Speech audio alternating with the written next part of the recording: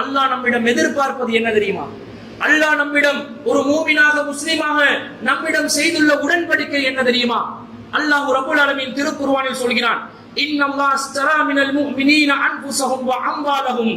அல்லாஹ் ரப்பல் ஆலமீன் மூமின்களிடம் அவர்களுடைய பொருளாதாரத்தையும் உயிர்களையும் விலைக்கு வாங்கி கொண்டான். அல்லாஹ் நம்மளோட ஒரு டீலிங் பண்ணியிருக்கிறான். அல்லாஹ் நம்மளோட ஒரு கான்ட்ராக்ட் அடிச்சிருக்கிறான், வியாபாரம் பண்ணியிருக்கிறான். அந்த சேல்ஸ் அக்ரிமெண்ட் என்ன தெரியுமா? அல்லாஹ் சொல்றான், மூமின்களான நீங்கள் உங்களோட உசுரை தாங்க, எனக்கு உங்களோட பொருளாதாரத்தை தாங்க. ஆயில கேட்கிறான், ஆயில தாங்க. அல்ல பாத்து ஆயில தாங்கன்னு கேட்பாங்களே, அல்லாஹ் கேட்கிறான், ஆயில தாங்க, உங்களோட பொருளாதாரத்தை தாங்க. எதுக்கு பகரமாக தெரியுமா?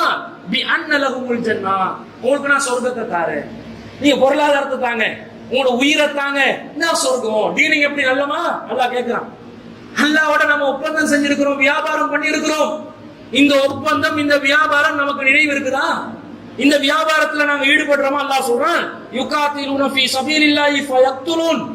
அவர்கள், இந்த ஒப்பந்தம் செய்தவர்கள் அல்லாஹ்வுடைய மார்க்கத்துக்காக போராடுகின்ற நேரத்தில் கொலை செய்யப்படுவார்கள். அவர்களாலும் எதிரிகள் கொலை செய்யப்படுவார்கள். இவர்களும் கொலை செய்யப்படுவார்கள், எதிரிகளும் கொலை செய்யப்படுவார்கள்.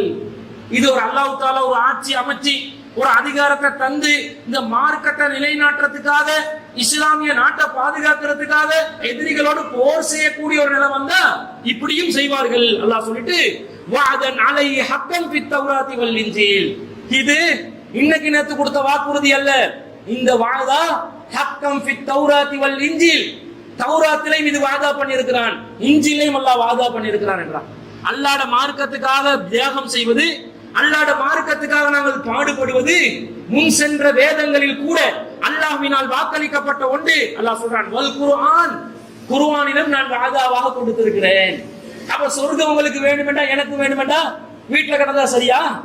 வீட்டில் கிடக்கும் பெண்களுக்கு ஒப்பானவர்களை போன்று அப்படியே உலகத்தோட சுருங்கி கொண்டு நானும் என் குடும்பமும் தான் என்ற மாதிரி ஹாயா நிம்மதியா சந்தோஷமா எந்த கஷ்டமும் படாம எந்த ஒரு நிர்பந்தத்துக்கும் உள்ளாக்கப்படாம அப்படியே நிம்மதியா வாழ்ந்து மௌத்தா போகணும் என்று நீங்க நினைச்சீங்கன்னா அல்லாஹ்வோடு செய்த ஒப்பந்தத்தை நீங்கள் மீறி இருக்கிறீர்கள். அல்லாஹ் சொல்றான், வமன் அவ்ஃபா பியஹ்திஹி மினல்லாஹ்.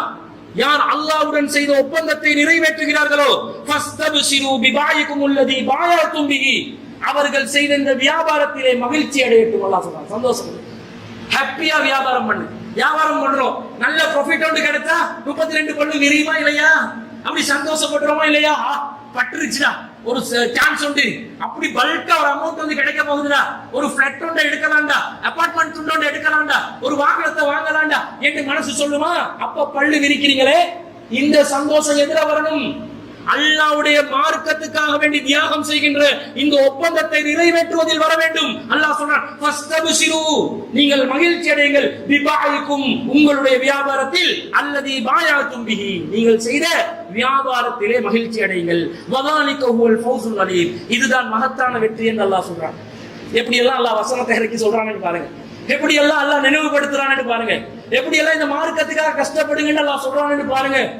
பண்றோமா? இல்லங்க. நாங்க சிந்திக்கணும். இந்த மார்க்கத்துக்காக வேண்டி ஒரு சாரார் தியாகம் செய்ததனால்தான் நாங்கள் இன்றைக்கு முஸ்லிம்களாக மூமின்களாக வாழ்ந்து கொண்டிருக்கிறோம்.